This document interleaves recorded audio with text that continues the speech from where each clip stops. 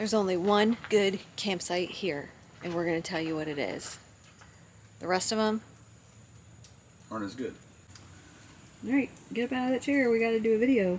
This right here, in our opinion,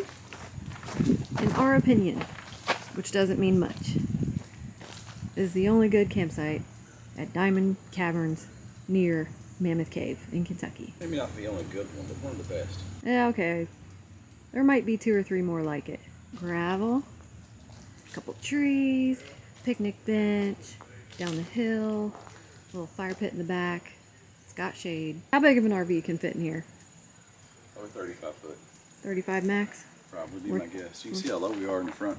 Yeah, look at that. We're 35. I mean, we're 31.6. Did you see that one Jayco up like 6 feet off the ground? I don't know how they got it that high in the front. I mean, they really put some effort into it.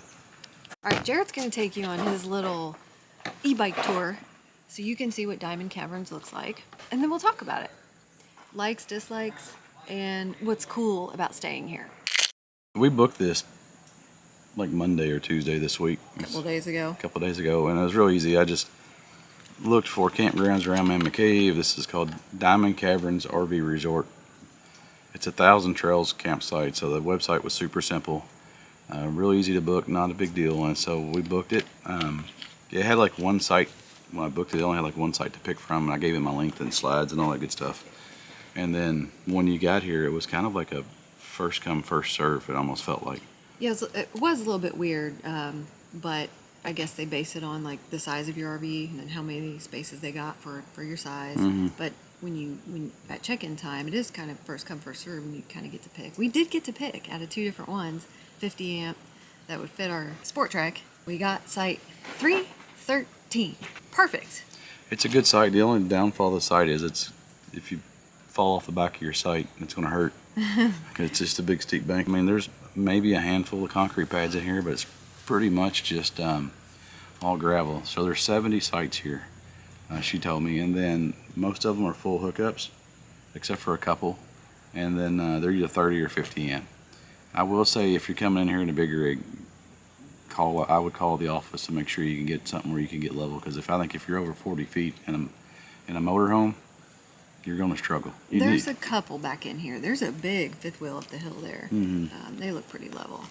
There seems to be there's 15 full year-round occupants here.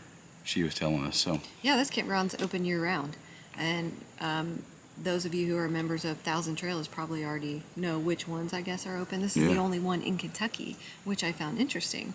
We've never actually been 1,000 Trails members, but when we bought a couple of our RVs before, that was always like, oh, you get a free membership for a year or whatever, and we just never used it because it wasn't locations we were going to. And we can talk about that in another video, and our memberships, worth it for part-timers. But this is the only one in Kentucky. There's a couple in Tennessee and maybe Indiana, but all the 1,000 Trails seem to be around the West Coast or the East Coast, like on the coast. Right. For our first experience with the 1,000 Trails, I don't know. To me, it's like a regular old campground in Kentucky, right? Nothing to write home about. I mean, it's nice. I'm not knocking it. You've got the woods, you've got the trees, you've got nature, the sound of gravel. Love that. Seems like maybe there's some people who live here. And then there's kind of where we're at. It seems like these people kind of come and go a little more. And yeah. I know the guy that's camping right next to us. Pretty sure they live there. But if you go the rest of the way from, we're at 313, I think. If you go the rest of the way from 313 kind of toward the front, it looks like those are people just kind of in and out.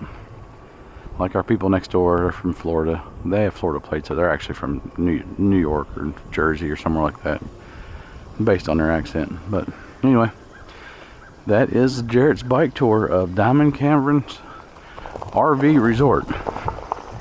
You don't want to go over the hill. I'm good right here. This is about it for me. Yeah. That's my honest, positive review. 313's cool. Yeah. Here's a better shot. There's Jared at 313. 314, and 315.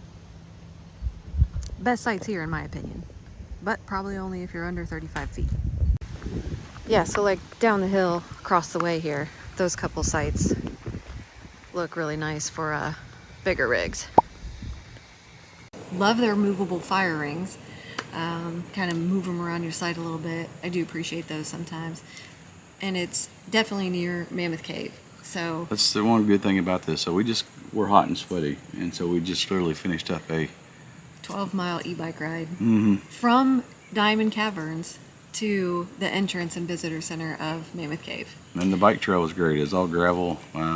There was people there, so you didn't feel like you were isolated like some of the other stuff that we've done in the past. So we enjoyed it. And it was, got bugs, and there was, I got bugs. Cut. She got critters.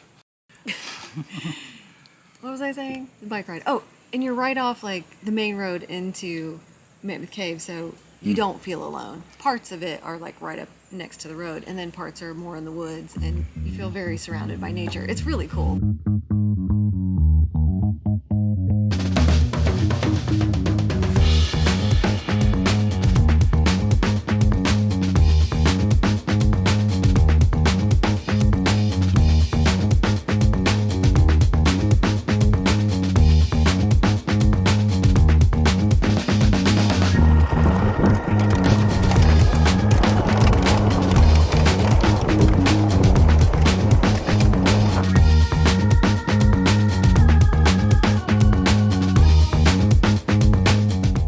Gravel, a lot of rock.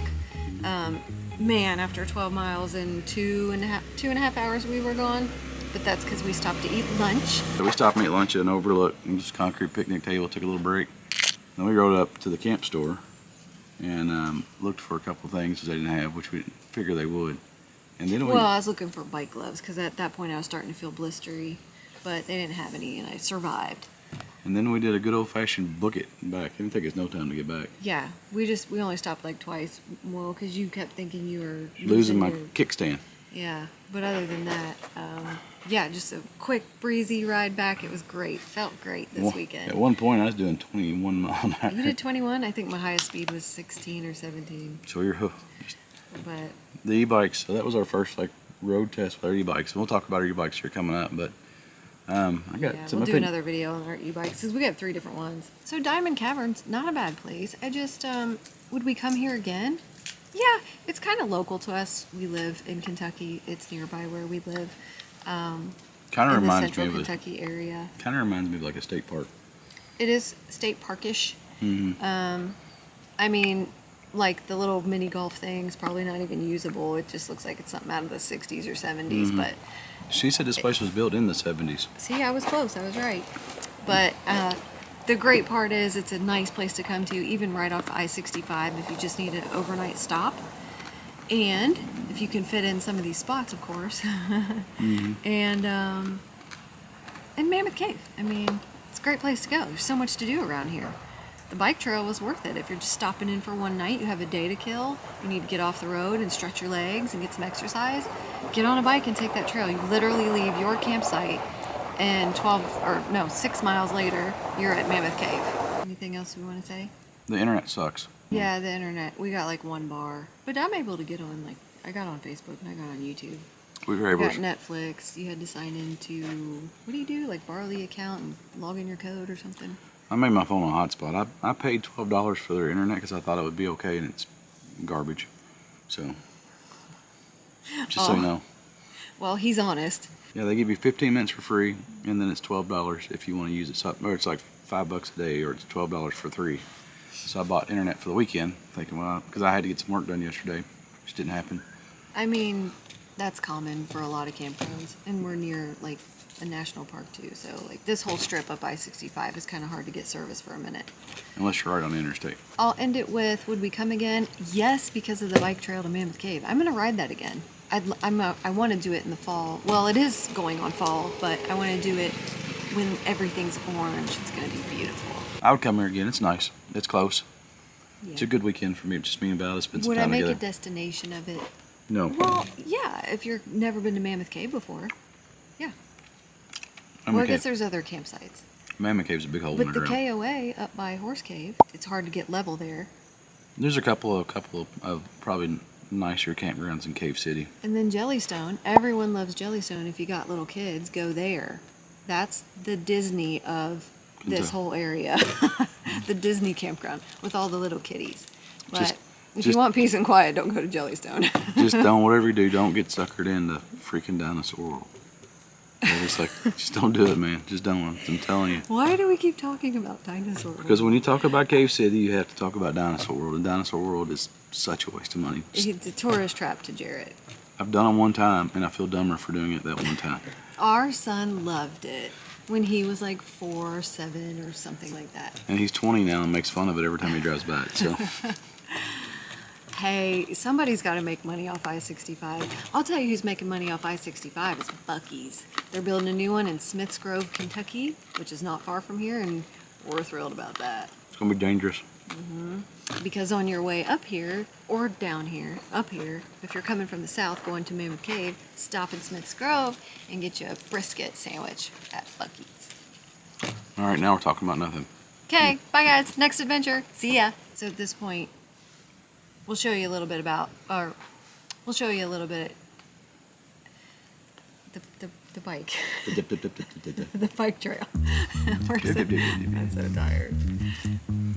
Here's a little bit of that bike ride.